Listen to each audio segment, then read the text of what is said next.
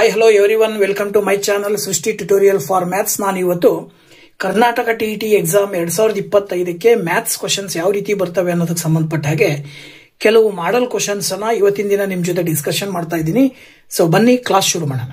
ನೋಡಿ, question number 110 ಏನ್ ಹೇಳುತ್ತೆ, 43ರ 1/86 divided by 1/14 into 2/7 divided by 9/4 minus 1/4 ಇದರ ಬೆಲೆಯು ಅಂತ ಕೇಳಿದ್ದಾರೆ.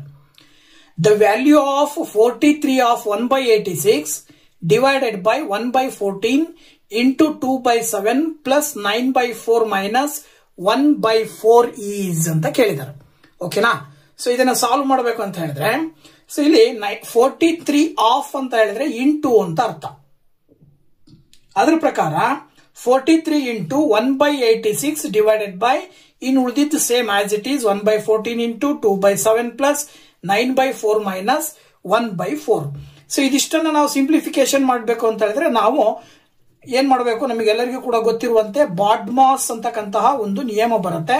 ಸೊ ಆ ಒಂದು ಬಾಡ್ಮಾಸ್ ಅಂತಕ್ಕಂತಹ ನಿಯಮ, ಬಾಡ್ಮಾಸ್ ಅನ್ನುವಂತ ನಿಯಮ ಏನ್ ಹೇಳುತ್ತೆ ಅಂದ್ರೆ bracket of and then division, multiplication, addition and subtraction ಅಂತ ಹೇಳಿ. ಓಕೆನಾ?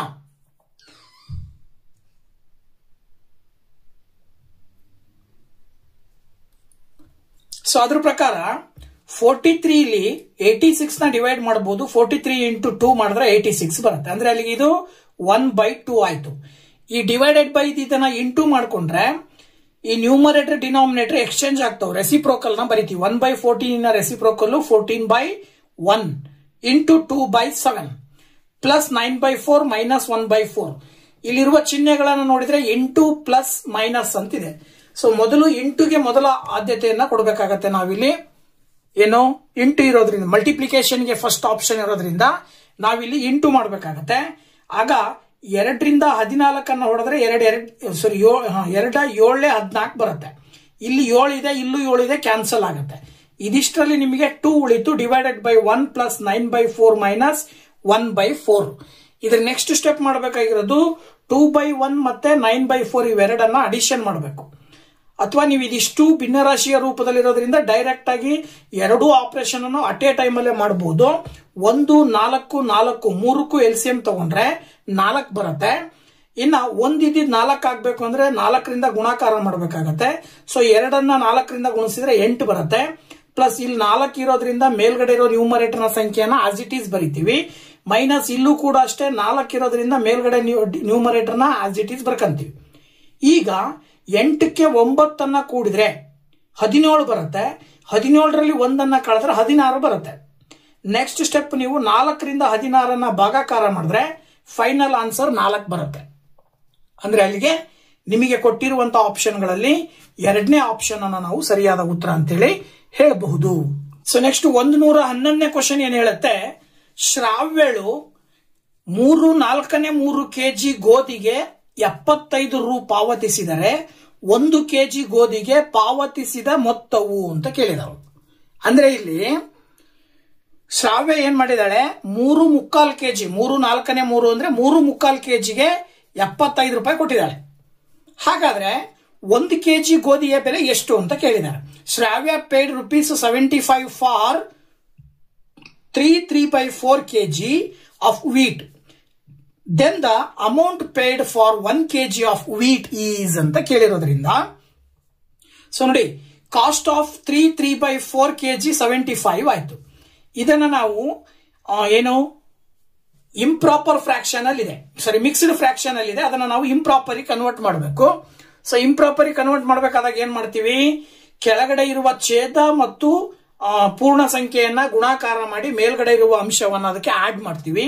ಸೊ 4 3s 12, 12 ಪ್ಲಸ್ 3 15 ಬರುತ್ತೆ, ಡಿವೈಡೆಡ್ ಬೈ 4.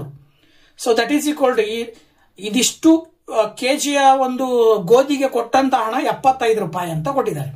ಈಗ ನಾವು ಆ ಒಂದು ವೆಯ್ಟಿನ ಒಂದು ಅನುಪಾತವನ್ನು ಒಂದ್ ಕಡೆಗೆ, ಇನ್ನ ಹಣದ ಅನುಪಾತವನ್ನು ಒಂದ್ ಕಡೆ ಬರ್ಕೊಂಡ್ರೆ ಈ ರೀತಿ ಬರ್ಕೊಳ್ಬಹುದು. 15/4ಗೆ 75 ರೂಪಾಯಿ, 1 ಕೆಜಿಗೆ ಎಷ್ಟು ಅಂತ ಗೊತ್ತಿಲ್ಲ, ನಾವು ಕಂಡುಹಿಡಿಬೇಕು. ಅದನ್ನ ಎಕ್ಸ್ ಅಂತ ತಗೊಳ್ಳೋಣ. ಈಗ ಇದೇನಾಯ್ತು ಅಂತ ಹೇಳಿದ್ರೆ ಪ್ರಪೋರ್ಷನ್ ಫಾರ್ಮಿಗೆ ಬಂತಿದ್ದು. ಸೊ ಈ ಪ್ರಪೋರ್ಷನ್ ಅನ್ನ ಸಮಾನುಪಾತ ಅಂತ ಹೇಳಿ ಕರಿತೀವಿ. ಈ ಸಮಾನುಪಾತದ ನಿಯಮ ಏನ್ ಹೇಳುತ್ತೆ ಅಂದ್ರೆ ಮಧ್ಯದ 2 ಪದಗಳ ಗುಣಲಬ್ಧವು ಕೊನೆಯ 2 ಪದಗಳ ಗುಣಲಬ್ಧಕ್ಕೆ ಸಮ ಇರುತ್ತದೆ ಅಂತ. ಅದ್ರ ಪ್ರಕಾರ x into 15/4 is equal to 1 into 75. ಈ 15/4 ನ ರೈಟ್ ಸೈಡ್ ಕಳಿಸಿದ್ರೆ ಇದರ ರೆಸಿಪ್ರೋಕಲ್ ನ ಬರೀತೀವಿ. ಅಂದ್ರೆ ನ್ಯೂಮರೇಟರ್ ಇರೋದು ಡಿನಾಮಿನೇಟರ್, ಡಿನಾಮಿನೇಟರ್ ಇರೋದು ನ್ಯೂಮರೇಟರ್ ಹೋಗುತ್ತೆ. ಸೊ ದೆನ್ 4/15 ಆಗುತ್ತೆ. 15ರಿಂದ 75ನ ಬಾಗಿಸಿದ್ರೆ 15 5 75 ಬರುತ್ತೆ. ಇನ್ನು ಉಳಿದಿರುವ ಈ 5ಅನ್ನ 4ರಿಂದ ಗುಣಿಸಿದ್ರೆ 20 ಬರುತ್ತೆ. ಅಂದ್ರೆ ಅಲ್ಲಿಗೆ 1 kg ಗೋಧಿಯ ಬೆಲೆ ಬಂದು 20 ರೂಪಾಯಿ ಆಯ್ತು. ಅದೇ 3/4 kgಗೆ ಎಷ್ಟು ಬರುತ್ತೆ? 75 ರೂಪಾಯಿ ಬರುತ್ತೆ. ಸೊ ಹಾಗಾಗಿ ಕೊಟ್ಟಿರುವ ಆಪ್ಷನ್ ನಲ್ಲಿ ಮೊದಲನೇ ಆಪ್ಷನ್ ನಲ್ಲಿ ಆ ಒಂದು ಉತ್ತರ ಕಂಡು ಬರ್ತಾ ಇದೆ. So that is the right answer ಅಂತ ಹೇಳಿ ನಾವು ಹೇಳಬಹುದು. 112ನೇ ಕ್ವಶನ್, ಪಿ ಅಕ್ಷರವು ಪ್ಲಸ್ ಅನ್ನು, ಕ್ಯೂ ಅಕ್ಷರವು ಡಿವೈಡೆಡ್ ಬೈ ಅನ್ನು ಮತ್ತು ಆರ್ ಅಕ್ಷರವು ಇಂಟು ಅನ್ನು ಸೂಚಿಸಿದರೆ 18Q RP 2R 5 ಇದರ ಬೆಲೆಯು ಅಂತ ಕೇಳಿದರು. ನೋಡಿ, ಇಲ್ಲಿ P denotes plus and then Q denotes divided by and R denotes X. The value of 18QR P 18Q 6P 2R 5 is ಅಂತ ಕೇಳಿದರು. ಇಲ್ಲಿ ಅವರೇ ಹೇಳಿರುವ ಹಾಗೆ P ಇರೋ ಜಾಗದಲ್ಲಿ ಪ್ಲಸ್ ಹಾಕೊಳ್ಬೇಕು, Q ಎಲ್ಲಿರುತ್ತೋ ಅಲ್ಲಿ ಡಿವೈಡೆಡ್ ಬೈ ಹಾಕೊಳ್ಬೇಕು, R ಇರೋ ಜಾಗದಲ್ಲಿ ಇಂಟು ಹಾಕೊಂಡು ಸುಲಭ ರೂಪಕ್ಕೆ ಬರೆದಾಗ ಅದರ ಬೆಲೆ ಏನು ಬರುತ್ತೆ ಅನ್ನೋದನ್ನ ಕೇಳಿದ್ದಾರೆ. ಸೊ ಅವ್ರು ಕೊಟ್ಟಿರುವಂತೆ 18Q 6P 2R 5 ಅಂತಿದೆಯಲ್ವಾ, ಇದನ್ನ ಬರ್ಕೊಂಡು 18Q ಅಂದ್ರೆ ಏನ್ ಕೊಟ್ಟಿದ್ದಾರೆ ಅವರು? Q ಅಕ್ಷರವು ಡಿವೈಡೆಡ್ ಬೈ ಅನ್ನು ಅಂತ ಕೊಟ್ಟಿದ್ದಾರೆ, ಹಾಗಾಗಿ ಡಿವೈಡೆಡ್ ಬೈ ಹಾಕಿದೀವಿ. ಇನ್ನ P ಅಂತ ಹೇಳಿದ್ರೆ ಏನಂತೆ? ಪ್ಲಸ್ ಅಂತೆ. ಸೊ ದಟ್ ಇಲ್ಲಿ ಪ್ಲಸ್ ಅಂತ ತಗೊಳ್ಬೇಕು. ಇನ್ನ ಆರ್ ಅಂತ ಹೇಳಿದ್ರೆ ಏನು? ಇಂಟು ಅಂತ ಕೊಟ್ಟಿದ್ದಾರೆ ಅವರೇ. ಆರ್ ಅಕ್ಷರವು ಇಂಟು ಅನ್ನ ಸೂಚಿಸುತ್ತದೆ, ಹಾಗಾಗಿ ಇಲ್ಲಿ ಇಂಟು ಹಾಕೊಂಡಿದ್ದೀವಿ. ಸೊ ಇಲ್ಲೂ ಕೂಡ ಬಾಡ್ಮಾಸ್ ನಿಯಮವನ್ನು ಪ್ರಕಾರ ಸಿಂಪ್ಲಿಫಿಕೇಶನ್ ಮಾಡಿದ್ರೆ ಒಟ್ಟು 3 ಚಿಹ್ನೆಗಳಿದಾವೆ. ಮೊದಲು ಡಿವೈಡೆಡ್ ಬೈ ಇದೆ, ಪ್ಲಸ್ ಇದೆ, ಆಮೇಲೆ ಇಂಟು ಇದೆ. ಸೊ ಮೊದಲ ಆದ್ಯತೆಯನ್ನು ನಾವು ಯಾವ್ದು ಕೊಡಬೇಕು? ಡಿವೈಡೆಡ್ ಬೈ ಕೊಡಬೇಕು. ಸೊ 18ಅನ್ನ 6ರಿಂದ ಡಿವೈಡ್ ಮಾಡಿದ್ರೆ 3 ಬರುತ್ತೆ. ಪ್ಲಸ್ ಇಲ್ಲಿ 2ಅನ್ನ 5 ನಂತರದಲ್ಲಿ ಡಿವೈಡೆಡ್ ಬೈ ನಂತರ ಇಂಟು ಮಾಡಿದ್ರೆ 2 5 10 ಆಯ್ತು. ಈಗ ಇವೆರಡರ ಮಧ್ಯೆ ಪ್ಲಸ್ ಮಾತ್ರ ಇರೋದ್ರಿಂದ ಕೂಡಿದಾಗ 3ಕ್ಕೆ 10ಅನ್ನ ಕೂಡಿದ್ರೆ 13 ಬರ್ತಾ ಇದೆ. ಸೊ ಆಪ್ಷನ್ 4ರಲ್ಲಿ ಆ ಒಂದು ಉತ್ತರ ಇರೋದ್ರಿಂದ that is the right answer ಅಂತ ಹೇಳಿ ನಾವು ಹೇಳಬಹುದು. ನೆಕ್ಸ್ಟ್ ಕ್ವಶನ್ ನಂಬರ್ 113 ಹೇಳುತ್ತೆ, ಗುಣಾಕಾರ ಎಂದರೆ ಸಂಕಲನ, ಸಂಕಲನ ಎಂದರೆ ವ್ಯವಕಲನ ಮತ್ತು ವ್ಯವಕಲನ ಎಂದರೆ ಭಾಗಾಕಾರ ಆದರೆ ಸಮೀಕರಣ 15 - 5 × 4 + 4 ನ ಬೆಲೆಯು ಅಂತ ಕೇಳಿದ್ದಾರೆ. Given that multiplication means addition, addition means subtraction and subtraction means division, then the value of 15 - 5 × 4 + 4 ಅಂತ ಕೇಳಿದ್ದಾರೆ. ಸೊ ಹಿಂದಿನ ಮೇಲ್ಗಡೆ ಇರುವಂತಹ ಲೆಕ್ಕವನ್ನು ಹೇಗೆ ಮಾಡಿದೀವಿ ಅದೇ ರೀತಿನೇ ಈ ಲೆಕ್ಕನು ಕೂಡ ಇರ್ತಕ್ಕಂಥದ್ದು. ಗುಣಾಕಾರದ ಚಿಹ್ನೆ ಎಲ್ಲಿ ಬರುತ್ತೋ ಅಲ್ಲಿ ನೀವೇನ್ ಮಾಡಬೇಕು? ಸಂಕಲನದ ಚಿಹ್ನೆಯನ್ನ ಹಾಕೊಳ್ಬೇಕು. ಗೊತ್ತಾಯ್ತಲ್ವಾ? ಹಾಗೇನೆ ಸಂಕಲನದ ಚಿಹ್ನೆ ಬಂದಿರೋ ಜಾಗದಲ್ಲಿ ನಾವು ವ್ಯವಕಲನದ ಚಿಹ್ನೆಯನ್ನು ಹಾಕಬೇಕು. ಹಾಗೆ ವ್ಯವಕಲನದ ಚಿಹ್ನೆ ಎಲ್ಲಿ ಬರುತ್ತೋ ಅಲ್ಲಿ ಭಾಗಾಕಾರದ ಚಿಹ್ನೆಯನ್ನು ಹಾಕಬೇಕು. ಕೊಟ್ಟಿರುವ ಪ್ರಶ್ನೆಯಲ್ಲಿ ಮೊದಲಿಗೆ ಚಿಹ್ನೆ ಮೈನಸ್ ಇದೆ. ಮೈನಸ್ ಅಂದ್ರೆ ವ್ಯವಕಲನ. ವ್ಯವಕಲನ ಇದ್ದಾಗ ಏನ್ ಮಾಡ್ಬೇಕು? ನಾವು ಭಾಗಾಕಾರದ ಚಿಹ್ನೆಯನ್ನು ಹಾಕೊಳ್ಬೇಕು. ಹಾಗೇನೆ ಇಂಟು ಇದೆ. ಸೊ ಇಂಟು ಅಂದ್ರೆ ಗುಣಾಕಾರ. ಗುಣಾಕಾರದ ಬದಲಾಗಿ ಏನ್ ಮಾಡಬೇಕು? ಸಂಕಲನದ ಚಿಹ್ನೆಯನ್ನು ಹಾಕಬೇಕು. ಹಾಗೇನೆ ನೆಕ್ಸ್ಟ್ ಇಲ್ಲೇನಿದೆ? ಪ್ಲಸ್ ಇದೆ. ಅವ್ರು ಹೇಳ್ತಾರೆ ಪ್ಲಸ್ ಅಂದ್ರೆ ವ್ಯವಕಲನ. ಸೊ ಹಾಗಾಗಿ ಮೈನಸ್ ಚಿಹ್ನೆಯನ್ನು ಹಾಕೊಳ್ಬೇಕು. ಸೊ ಇಲ್ಲಿ ಡಿವೈಡೆಡ್ ಬೈ ಫಸ್ಟ್ ಮಾಡಿದ್ರೆ 5ರಿಂದ 15ಅನ್ನ ಬಾಗಿಸಿದ್ರೆ 3 ಬರುತ್ತೆ. +4 - 4 ಆಯ್ತು. ನೆಕ್ಸ್ಟ್ 4ಕ್ಕೆ 3ಅನ್ನ ಕೂಡಿದ್ರೆ 7 ಬರುತ್ತೆ. -4 ಮಾಡಿದ್ರೆ 3. ಸೊ ಹಾಗಾಗಿ ಆಪ್ಷನ್ 1ರಲ್ಲಿ ಆ ಒಂದು ಉತ್ತರ ಕಂಡು ಬರ್ತಾ ಇದೆ. So that is the right answer ಅಂತ ಹೇಳಿ ನಾವು ಹೇಳಬಹುದು. ನೆಕ್ಸ್ಟ್ 114ನೇ ಕ್ವಶನ್, ಒಬ್ಬ ವ್ಯಾಪಾರಿಯು 20 kg ಆಲೂಗಡ್ಡೆಯನ್ನು 500 ರೂಗೆ ಕೊಂಡು ಅದನ್ನು 800 ರೂಗೆ ಮಾರಾಟ ಮಾಡುತ್ತಾನೆ. ಹಾಗಾದರೆ ಶೇಕಡಾವಾರು ಲಾಭ ಅಂತ ಕೇಳಿದ್ದಾರೆ. A merchant purchases 20 kg potato for ₹500 and sells it for ₹800. Then his percentage of profit is ಅಂತ ಕೇಳಿದ್ದಾರೆ.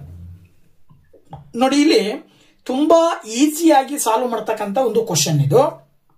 ಏನ್ ಮಾಡಿದ್ದಾರೆ? ಅವನು 500 ರೂಪಾಯಿ ಕೊಟ್ಟು 20 kg ಆಲೂಗಡ್ಡೆಯನ್ನು ತಂದಿದ್ದಾನೆ. ಅದನ್ನ 800 ರೂಪಾಯಿ ಮಾರಾಟ ಮಾಡಿದ್ದಾನೆ.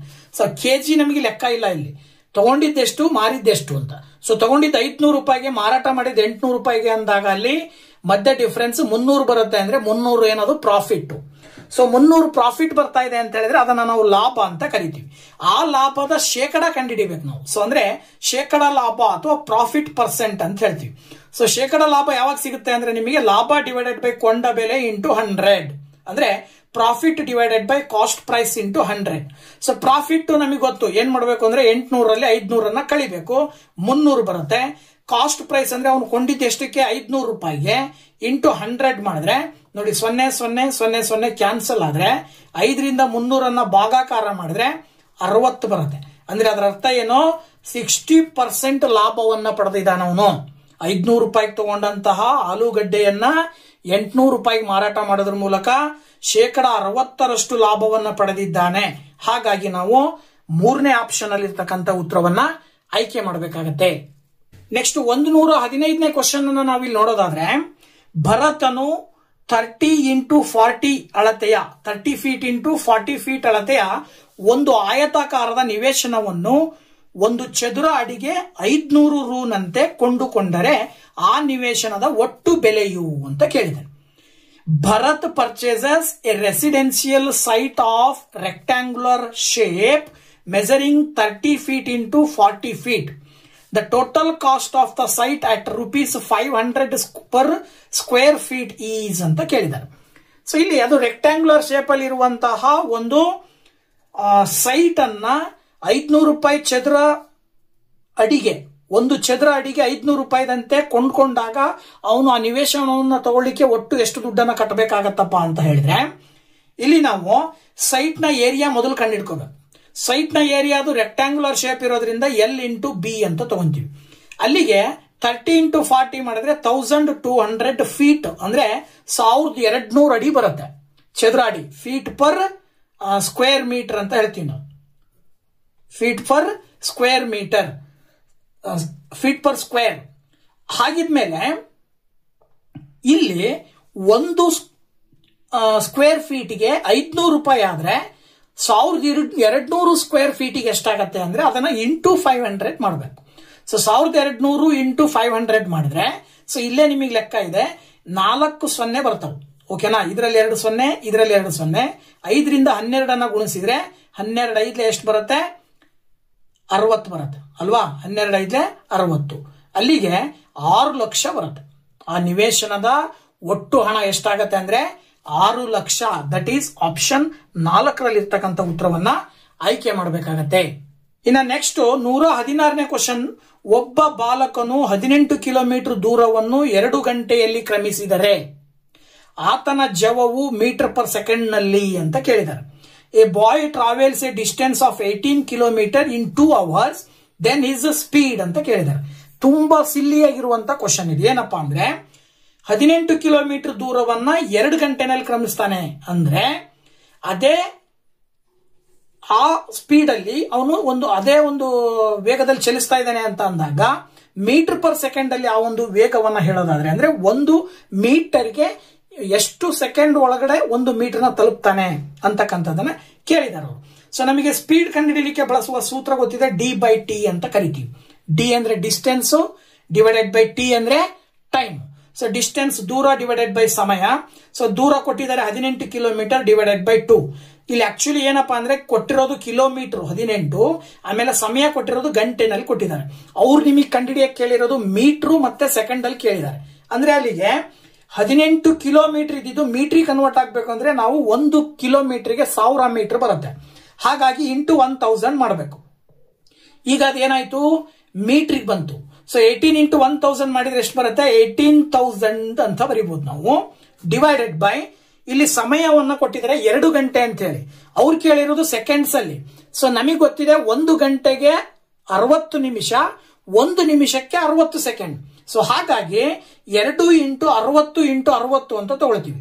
ಆಗ ನಾವೆಲ್ಲಿ ಏನ್ ಮಾಡಬಹುದು ಅಂತ ಹೇಳಿದ್ರೆ 60 × 60 0 0 ಕ್ಯಾನ್ಸಲ್, 0 0 ಕ್ಯಾನ್ಸಲ್, 2 9 18, ಹಾಗೇನೆ 3 2 6, 3 3 9. ಈ ರೀತಿ ಮಾಡ್ತಾ ಹೋದಾಗ ಇಲ್ಲಿ ಮೇಲ್ಗಡೆ 3 ಉಳಿತದೆ, ಕೆಳಗಡೆ 12 ಉಳಿತದೆ.